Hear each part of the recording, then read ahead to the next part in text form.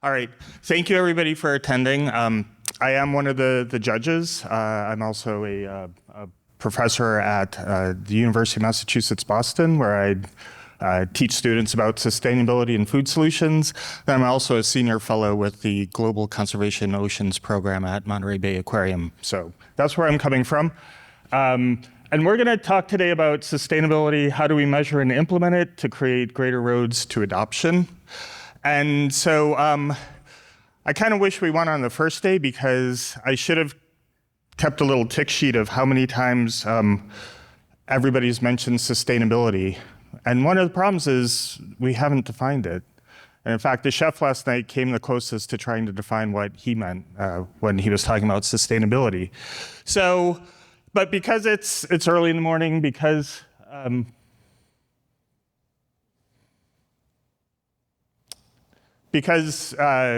know I'm tired, we've been full of information, so let's start with a super simple question. Is this big? What do you guys think? Is it big? Relative to what? Right, exactly. So I could have shown this picture and I could have said, well, it's the size of the moon. Yeah, it's big.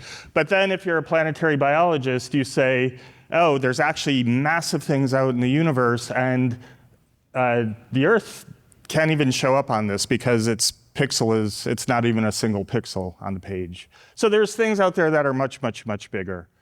But if I did this and I took it the other way, I could have just said, oh, it's looking at something underneath a microscope and it's really not big. And so big is relative. And as people, when we're young, we actually learn to kind of assess what's big, and big changes over our life. When we're children, something we think is big, later on as we're adults and we have a better knowledge, we won't think is big. So we do need a reference. So when we're talking about aquaculture, feed, and we say, this is sustainable, what's our reference? Is the reference just the feed? Is it the person, and we're taking care of the person who's doing the feeding? Is it the country where that feed is taking place? Is it the species in the pen? What are we talking about? And so this is part of the problem, is that when we say, I could say this is sustainable, and somebody could say no, because according to my thinking, it's not. So we need to get terminology to be on the right page about it. And so Peter Tyedmers from Dalhousie University is going to come up, and he's going to take us through how we can actually measure impact. And we've heard a lot about life cycle assessment, but he's really going to break it down of what is a life cycle assessment. And then, okay, we're a superhero-themed movie, so most superhero movies, there's some dimensionality to them. In Buckaroo Banzai, he was dealing with the 8th dimension. Here we have another movie that's dimension X. We don't even know what the dimension is. Well, when you talk about sustainability, what's the dimension of sustainability? And if we consider sustainable agriculture, it's multidimensional. We can take any one of these components of it and talk about how to improve sustainability in one of these little things. And just because we're working on the environment on the left-hand side, we may not be addressing health over on the right-hand side, or vice versa. And so again, it's just this never-ending story. We always need to keep increasing our definition. And so how do we kind of make sense of all of this? And again, life cycle assessment is a way that we can make sense of it. But, okay, again, we're superheroes. You don't just have superheroes without villains. You really need villains, and awesome stories have multiple villains. And in the life cycle assessment, we have a number of villains, and we're going to talk about 4 today. We're going to talk about the parser, that's only telling one side of the story, the allocator of how much of certain things are we actually taking care of, the quick pick, which is getting people to choose fast, and because of that, you choose wrong. And then you also need a villain that's just timeless. Greek mythology brought us the Hydra. You cut off the head of one head of the Hydra and another one grows back. And so it's this trade-offs, you solve one problem and you get another problem. So after Peter defines life cycle, he's going to walk through each of these villains. And so Peter's going to take it over. So welcome to the stage, Peter Tyedmers.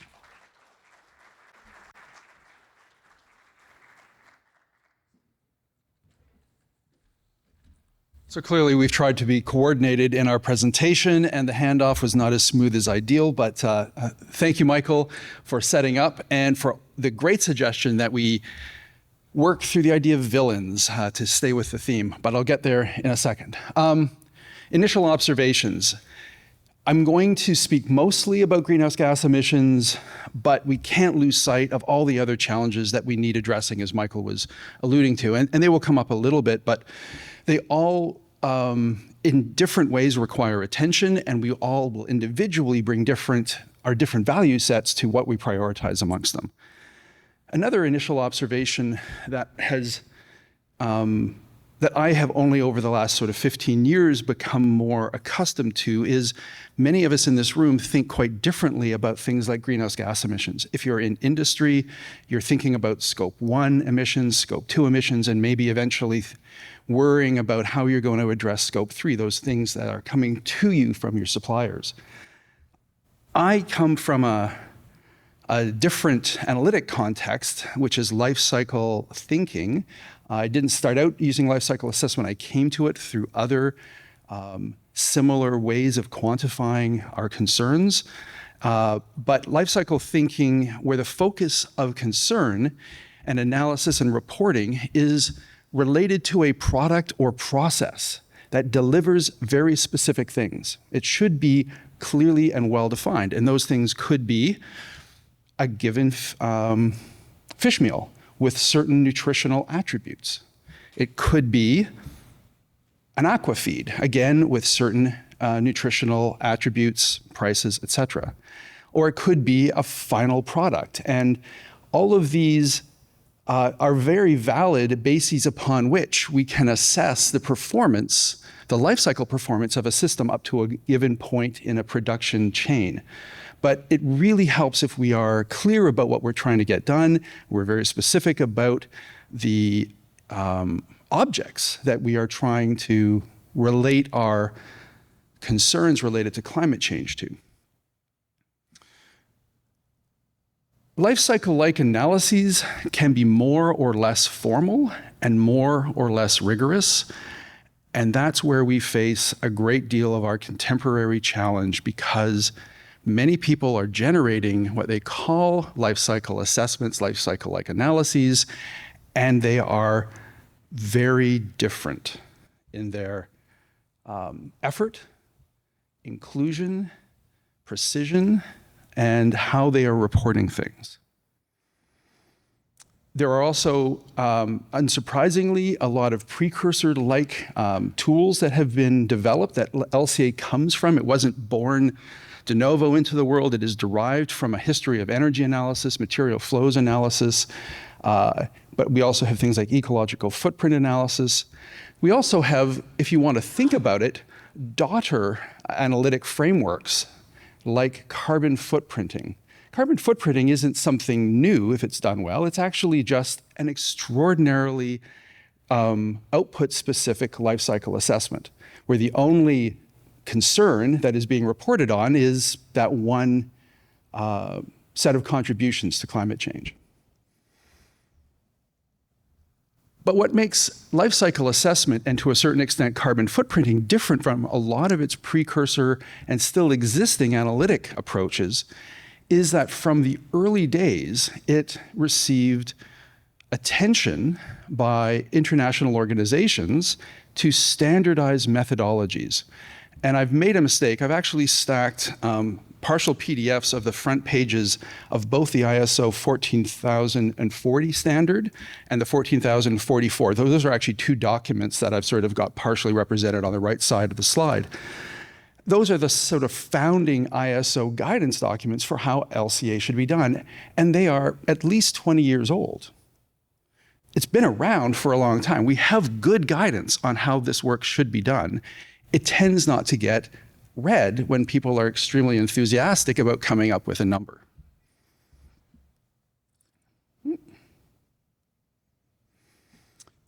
But the ISO and the organizations that are contributing to the advancement of effort in this space have not rested. They continue to develop new and more application-specific rules. And so we have the ISO greenhouse gas carbon footprint of products requirement guidelines for quantification, and that's an ISO standard 14067. And most recently still is the carbon footprint for seafood product category rules for finfish. I'm wondering, has anyone ever heard of the ISO standard 22948? Excellent, we have 2 hands. But we've also heard a lot over the last few days about carbon footprinting and LCA and greenhouse gas impacts of products. And I fear to suggest that we've had very little sort of underpinning knowledge of what would drive a very good assessment like that. So if you're curious, you could follow this up. Unfortunately, ISO charges for accessing their standards. But ideally, you would look to something like this, and these are international standards. But for a long time already, we have had national level standards. This is the front of the British Standards Institute product availability specification, PAS 2050-2 from 12 years ago. The British Standards Institute was concerned about everybody getting on the same page when reporting greenhouse gas emissions of products, and this is specific to seafood products, and this is 12 years old. The year after, the Norwegian standards body produced their own seafood product-related life cycle assessment carbon footprinting standard, and it looks like that. We also have, soon to emerge, European-wide product category rules for seafood provisioning. So we have lots of guidance out there, and it's been around for a long time on how to do this work well. Most of the time, these standards are in agreement. Sometimes they're not quite, but most of the time they are. That's a little bit of context. I want to just give a very quick sort of high-level overview, and it will only be a couple slides. LCA is deceptively simple sounding, but in practice does take effort. And for those of you that may have invited analysts to do work for you like this, you will probably have been confronted by some of the challenges that they need to understand to help you understand your processes and the greenhouse gas and other impacts that flow from it. It's typically described as a 4-phase process. Up front, in goal and scope, you need to get clear on what you are assessing and what you are comparing. Is it and if there's no comparison being made, that's fine. But in the case of the F3 challenge, if krill meal is the standard against which you are hoping to substitute something, ideally, if you were to assess the life cycle performance of one of the alternative candidate products against krill meal, you would do a head-to-head, and you would define that the basis of a comparison on the functional value of those two products. You then need to think about what's the scope of analysis. It doesn't have to be from the cradle to raw material acquisition all the way through to final waste fates. Here in the graphic, what I've shown is insight taken from 124 published life cycle assessments of aquaculture case studies. These are not fisheries, these are not corn, these are all aquaculture. And what you see here is that all 124 did focus on the production-related activities, but a lesser group also included feed provisioning. What was missing there are probably, those were LCAs of unfed aquaculture. You see the difference between the pie that is for production-related versus the pie that is feed-related. But after that, you see far fewer studies that have gone on to include processing-related, packaging-related impacts, storage, distribution, et cetera. So you can define the point of analysis on a downstream side pretty much anywhere you want that makes sense for the comparison that you're doing or the scope of work that you're trying to undertake. You also need to think about what do you care about beyond maybe greenhouse gas emissions. Again, from 124 LCAs of aquaculture systems, every one of them included a contribution analysis to global warming potential. That's the GWP in the upper quadrant in green there. But other ones would include acidification potential. That's contributions to acid precipitation. Eutrophication potential, cumulative energy demand. So it's a useful tool for giving us insight in relation to a number of things that we are concerned about, but we don't have to include them all, and we could be very focused if we choose to. The second stage in LCAs is basically it's where all the questions get asked, lots of data get assembled, more questions get asked, and this is, I chose to, this is what I think of because I'm a university professor. When I'm doing LCA work, I'm doing with students, and this is what my grad students look like when they start out on this, and they end up looking very different after the end of it because they are tired. It's taken them far longer than they've realized, and but yeah, so this is our hopeful starting out analyst where the data will all flow and it'll become clear, and hopefully it does go easily, but it can be surprisingly challenging to get the useful information related to underlying processes. This is after all the data get collected. A really good LCA will be using some dedicated software. I've just shown you two examples here. The upper ones, CIMA-Pro or OpenLCA. CIMA-Pro is a commercial analytic framework. OpenLCA is cheaper to access, but training will cost money.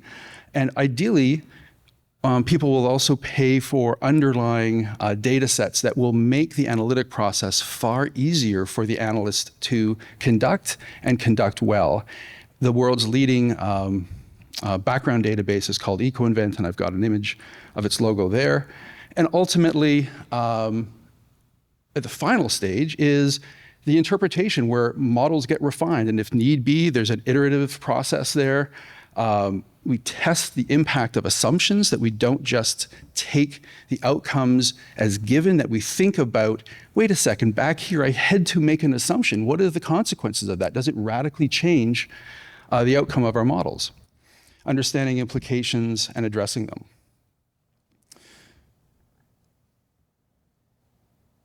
That's how it's done. That's very brief. LCAs of seafood systems have been done since 1997. The very first one was a master's thesis at Aalborg University, looking at the implications of producing pickled herring in a glass jar. Very, very specific. Since then, we've had hundreds of additional seafood system LCAs conducted. Here are some data that a couple of my students compiled. Primary studies in blue, aggregation studies, reviews in orange.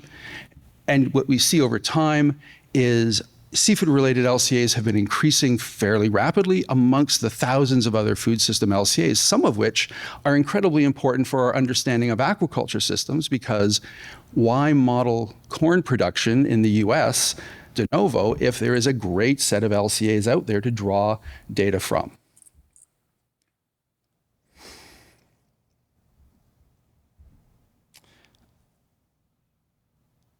I have no data up that I can point to because I've yet to, and I don't know if I would ever really try to quantify this, but in conversations with colleagues, LCA practicing colleagues in seafood systems and food systems more generally, I think what we see is, as societal concern with understanding the challenge and bringing hard data to bear on our understanding, we have seen an increasing occurrence of really poor work getting into the literature.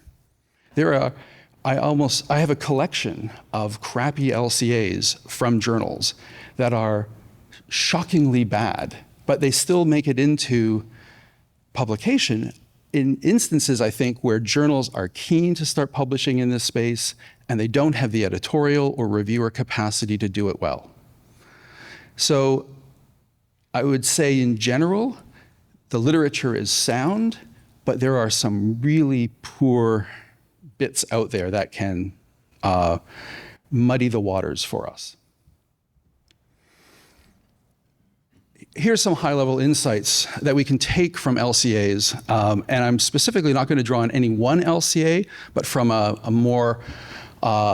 recent analysis of many seafood system inventory data sets that was published in 2021. Jessica Geffhart led this piece of work. About half the team was LCA practitioners in seafood and half were not. What I would like to orient you to is, okay, there. So these are all the aquaculture related impacts. And what we have on the y-axis are big species group bins. Up here, this is the greenhouse gas emissions. Look at this, I'm shaking like a leaf. Nitrogen and phosphorus emission contributions, land use in green, water use in blue. The vertical beige band that appears in all of these is poultry. Poultry is, we analyzed in parallel as a reference for these seafood systems. And all of these are aquaculture again, and just for reference, and this is fisheries related and only greenhouse gas emissions because we generally don't have eutrophying emissions or land and water use for fisheries related emissions.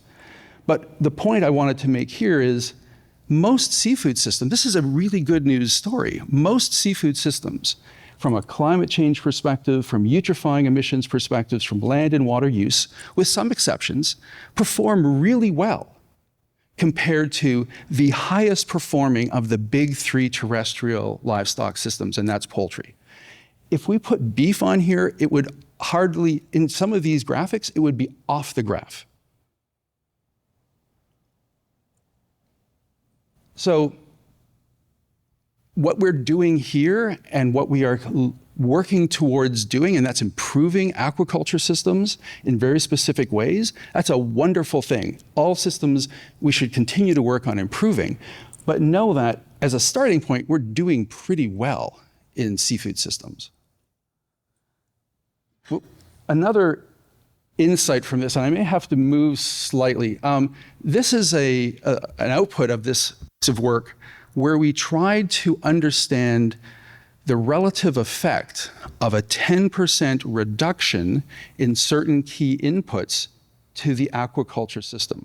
So the 10% reductions that are illustrated are down here. So FCR is feed conversion ratio for obviously just fed systems.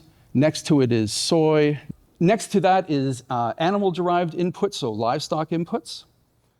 Next to that is fish meal, fish oil. So in terms of the F3 challenges, those vertical columns that you see were under greenhouse gas emissions, land use, water use, nitrogen emissions, and phosphorus emissions. The 10% reduction in FMFO, you see almost no color change related to any of those species groups. Why is that? By reducing by 10% fish meal and fish oil, you need to increase something else in the diet. And those something else's in the diet are also having an impact. In contrast, if we look at 10% reduction in the crop inputs, that's the third bars over from the left in each of those pillars, we see in many cases red hues adjacent to the animal bins on the vertical axis. That's telling us that by reducing crop inputs by 10%, we have to increase either livestock inputs into diets or fish meal and fish oil, and those are coming in often with greater impacts in those impact categories. So we will be making trade-offs when we make substitutions. Sometimes those trade-offs may be positive and sometimes they may be negative. The one thing I would highlight here for anybody who's working in fed aquaculture is the almost universally positive role that exists when you can reduce FCR in any way possible. Better genetics, better animal husbandry, better siting conditions of farms, anything you can do that reduces FCR has positive effects across all of these impact categories and all of these species groups, and that's understandable. This is where I shift, and we pick up on the inspiration of Michael to think about villains. He already introduced us to them. So the parser, the motto, I'll tell you only the side of the story that I want you to hear. Technically, this is not a villain of the modeling system, of the understanding of sustainability. This is a villain that appears innocuous but remains dangerous. It's not being clear and speaking at cross purposes when we have a conversation about the sustainability of a system. If my focus is entirely on reducing dependence on aquatic resources, and Michael's focus is on greenhouse gas emissions, but we both just say sustainability, we actually may be motivated, we clearly are motivated differently, and moving systems in different directions. This can profoundly muddy our understanding and the waters. Here's an example that we came up with. Land-based recirculating aquaculture systems may be an excellent way to avoid parasite transmission to wild populations, to local ecosystem disruptions from net pens through benthic loading. It may do all those things really well, but if you don't pay attention to where they're located and what electricity grid they're drawing from and what other fuel inputs are going in, you are likely driving up climate change impacts enormously. The quick pick. Choose fast to choose wrong. Michael, I think, made a really great observation. This is one that preys upon sort of a Kahneman-like thinking fast, thinking slow. If any of you are familiar with Daniel Kahneman, a psychologist and Nobel Prize winner. This villain preys on our suppositions, comfortable truisms, messagings from peers, confirmation, confirming that what we know to be sustainable, despite robust evidence often to the contrary. So I'm going to do something that is dangerous right now. I'm going to ask for a show of hands. Who thinks that pasture-reared beef has lower climate impacts than confinement-reared beef? Nobody? So that means all of you are... So how many people think that confinement-reared beef, so animals after the cow-calf stage go into confinement, are fed up to slaughter weight before going out, that the confinement-reared beef has higher impacts than pasture-reared beef? How many people think that's the case? Wow, and most of you have no idea. That's a novel thing for me. Okay, in a university, usually students will go, oh, it's pasturing. The lowest climate impact beef, with some very minor exceptions, are confinement finished beef systems. Despite the mountains of online rhetoric and feel-good stories that you get around pastured beef. Climate impacts of organic versus conventional crop production. Is organic crop production resulting in lower climate impacts? How many people say yes? And what about conventional? Conventional, gosh, all right. So we have a few more people that conventional is lower climate. That is generally the case from the data. There are some exceptional systems that you will find in cropping systems where an organic system will have a lower greenhouse gas emission, let's say, than conventional ag, but for the most part, conventional ag is higher performing.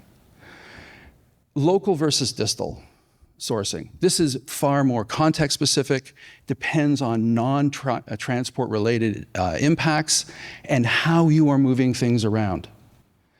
I live in Nova Scotia.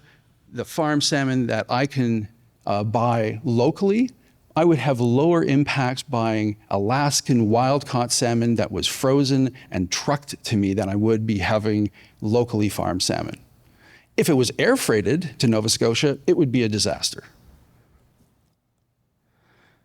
The allocator. This is a horrific picture. I don't know where Michael finds this stuff. So this is definitely a problem of the modeling. This villain goes by many names, appears in different guises, but reveals itself when choices have to be made regarding how a process co-products are assigned impacts. Its tell is when that choice conveniently results in advantaging a vested interest. Really simply, let's say you have a fishery that produces, after processing, fillets and a whole pile of fish heads, racks, and guts.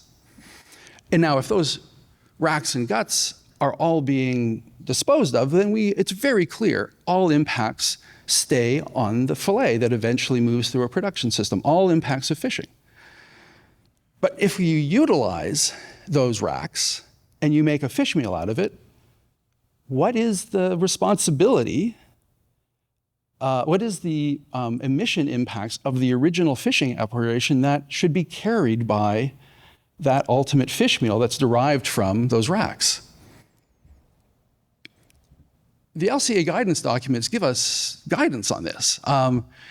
Avoid it when it's possible, ideally on the basis of physical causal relationships, or ultimately, if you cannot do any of that, some relationship between these co-products, fish meal and ultimately fillet, where economic value is the least favored basis. But guess what? Most people that do this want to use economic value. In a situation like this, you could also use the relative mass of those fillets versus racks. You could use the nutritional energy in the fillets and in the waste materials. And in that case, the nutritional energy in the waste materials may be greater than in the fillets that are heading direct to consumers.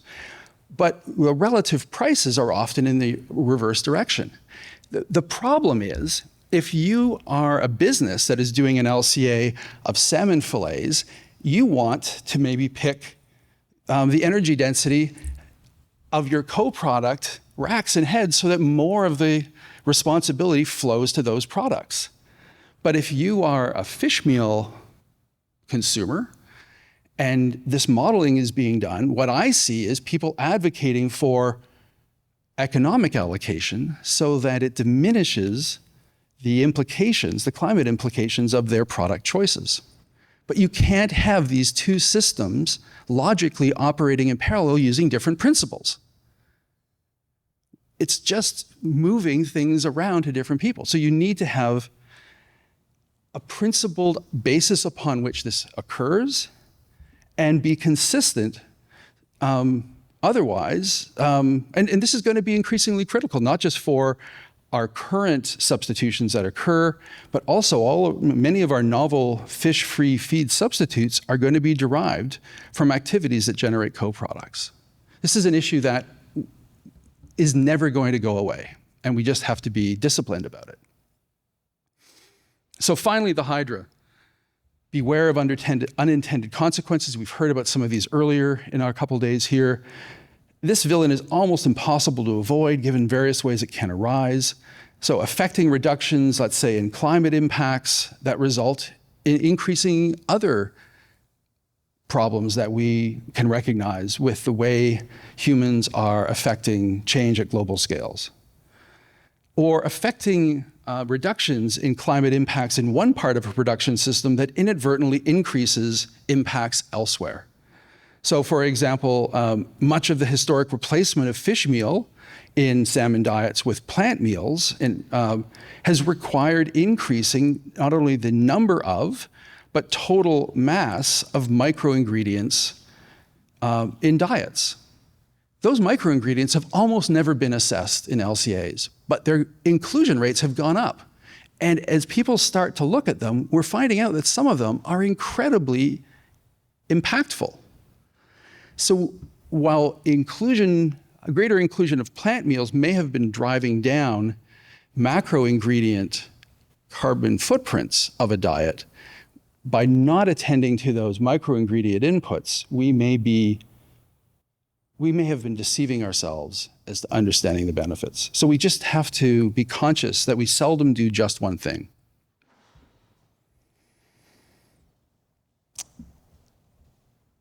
I'm about to hand back to Michael. These are the current villains that we chose to highlight, but others lurk around the corner. And frankly, the blindness of our own limitations of knowledge and how we are able to understand them is a problem in and of itself.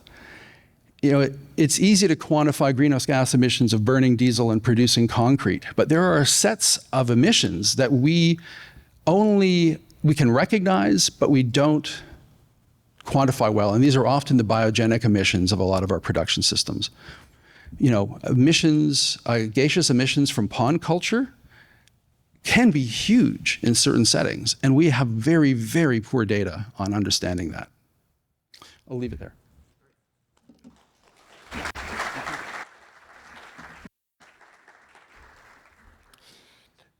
So a lot of these villains are known knowns, and again, we have to be concerned about the known unknowns. Werewolf actually not one of our villains because we can't use silver bullets on this. This isn't a single, I'm gonna do this one thing and I'm gonna solve every problem. Okay, this is like the supervillains are, it's the Justice League. You gotta have everybody working together towards a solution. So now we're gonna bring up Dianto Kemmerly, sorry. She's the Vice President of the Monterey Bay Aquarium Global Oceans Conservation Program. And she's gonna talk about roads on how we continue to move forward. And she is one of the OGs of the sustainability world. She's been at this for a long time. 25 years. Hi, good morning, everyone. Thank you. Michael, I'm really happy you had the no silver bullet after the werewolf, because if that was my intro with a werewolf on the screen, I would have been a little paranoid getting up here. I'm not a werewolf.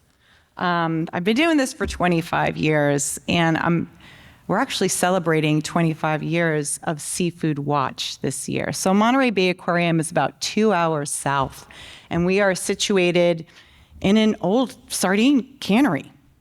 Actually, I mean, we are operating an aquarium and a conservation organization in an active fishing and aquaculture community. So it really is at the roots of Monterey Bay Aquarium that we work on sustainable fishery and aquaculture issues.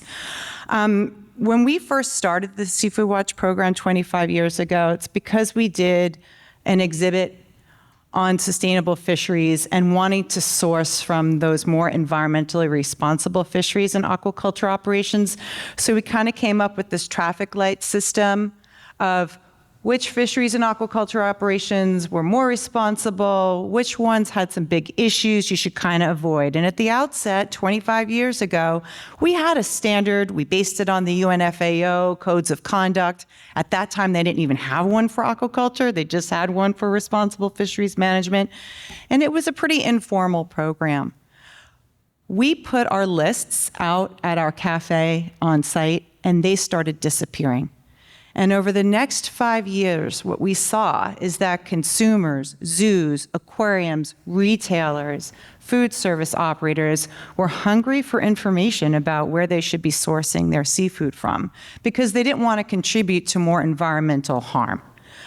So that's where the sustainable seafood movement was really born. People were craving, sorry for all the puns, but they were craving information. A lot of our early work focused on fisheries. Honestly, the information was more available, and aquaculture as an industry, as you all know, was villainized.